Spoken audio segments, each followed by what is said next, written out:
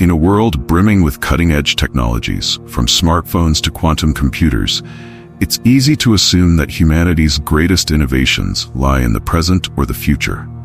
But what if we've barely scratched the surface of a more profound, ancient wisdom? What if, long before modern civilization, there existed sophisticated technologies that harness the planet's natural energies in ways we can only dream of? Michael Tellinger, a South African author, scientist, and founder of the Ubuntu liberation movement, has spent years unraveling what he believes to be the hidden truths of ancient civilizations. And his conclusions are nothing short of revolutionary. Tellinger delves into the enigmatic world of ancient energy systems, positing that the technologies used by these early cultures weren't just rudimentary, but were in fact far more advanced than anything we possess today. His research challenges conventional archaeological thought, suggesting that structures such as Stonehenge, the pyramids of Egypt, and medieval cathedrals were not merely places of worship or burial grounds, but were intricate machines designed to generate and amplify energy. The implications of these ideas are staggering, as they touch on sound, magnetism, and the very fabric of the universe. One of the cornerstones of Tellinger's theory lies in the role of ancient stone structures, which he suggests were giant energy-generating devices. For most of us, places like Stonehenge are iconic remnants of a mysterious past, shrouded in ritual and myth. Yet Tellinger believes these stone formations were more than ceremonial. They were functional machines designed to manipulate sound frequencies and generate energy. Take the Sumerian figure Enki, for example. Enki, often referred to as the god of wisdom and waters, is traditionally associated with bringing knowledge to humanity. Tellinger claims that Enki's wisdom extended far beyond spiritual guidance. He supposedly wielded technologies like the earth splitter and magnetrons. These devices, Tellinger argues, were used to carve tunnels into the Earth's surface to mine gold veins, and perhaps more importantly, to manipulate energy fields. Magnetrons, as we know them today, are powerful devices used in everything from microwave ovens to particle accelerators. According to Tellinger, ancient cultures already understood how to use magnetrons to control energy in ways that remain largely unknown to modern science. To Tellinger, it is no coincidence that these stone circles, often composed of quartz or silica, both of which can store and transmit energy, are found worldwide. Quartz, as he points out, is used today in computing and communication technologies for its ability to store data and transmit sound. If modern-day silicon-based technology can store massive amounts of data, why should we dismiss the idea that these ancient, quartz-laden structures were primitive forms of energy banks? Tellinger's insights into ancient structures take on a particularly fascinating dimension when he discusses the relationship between sound, frequency, and architecture. Many of us associate the pyramids of Egypt with grandeur and mystery, but Tellinger asserts they are more than just massive tombs. He sees them as advanced machines, circuit boards of sorts, designed to harness sound and vibrational frequencies on a scale we can barely fathom. Consider the obelisks that stand tall across Egypt. In mainstream archaeology, these are seen as monuments to the pharaohs or symbols of the sun god Ra. But Tellinger draws an analogy between these towering structures and modern-day antennae. He theorizes that obelisks functioned like giant sound amplifiers, harnessing the vibrational energy of the earth and the people surrounding them. With their towering heights and intricate carvings, these obelisks were not just monuments but resonators, channeling sound waves into the sky in much the same way modern radio towers transmit signals. Ancient amphitheaters, too, play a pivotal role in his theories. Scattered across Greece, North Africa, and even Indonesia, these large, circular structures are typically associated with performances and public gatherings. Tellinger believes they were much more than mere theaters. Instead, he views them as part of a sophisticated energy grid. Their design, he argues, mirrors that of modern circuit boards, with each amphitheater acting as a node in a larger system that harnessed sound frequencies to generate power. This theory takes an even more intriguing turn when Tellinger introduces the concept of CER technology. CER, a technology only recently introduced in 2009, is said to harness sound beams far more powerful than lasers. Ancient civilizations, according to Tellinger, We're already familiar with similar sound technology, using human voices to activate and amplify these circuit boards and create energy fields that powered their cities. The precision and harmony of their architectural design suggests that sound wasn't merely used for music or ritual, it was the very fuel that powered their civilizations.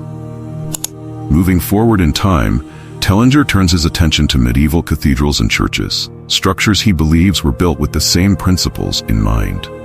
These monumental buildings, with their towering spires, domes, and vaulted ceilings, have long been considered symbols of religious devotion. But what if they were also massive sound amplifiers designed to harvest human energy? Tellinger points out that nearly all of these grand structures were built on powerful energy lines, what we now call ley lines. These natural channels of energy crisscross the earth, and many ancient cultures believed them to be sources of great spiritual power. Tellinger argues that medieval architects knew exactly what they were doing when they placed cathedrals atop these lines. The massive interiors of these churches, with their resonant domes and pillars, functioned as giant acoustic chambers. The very design of these buildings, circular windows, conical towers, and spires, was not just aesthetic but functional, directing sound waves into the sky and converting them into energy. The idea that sound can be harvested for energy may sound far-fetched, but Tellinger suggests it's already happening, albeit in ways we don't fully understand. He points to the constant hum of city life, where human noise is ever present. In a sense, we are all part of an ongoing energy exchange, contributing to the soundscape that powers our modern cities. According to Tellinger, this energy has been harvested for centuries, from ancient stone circles to medieval cathedrals, and continues in our modern urban centers.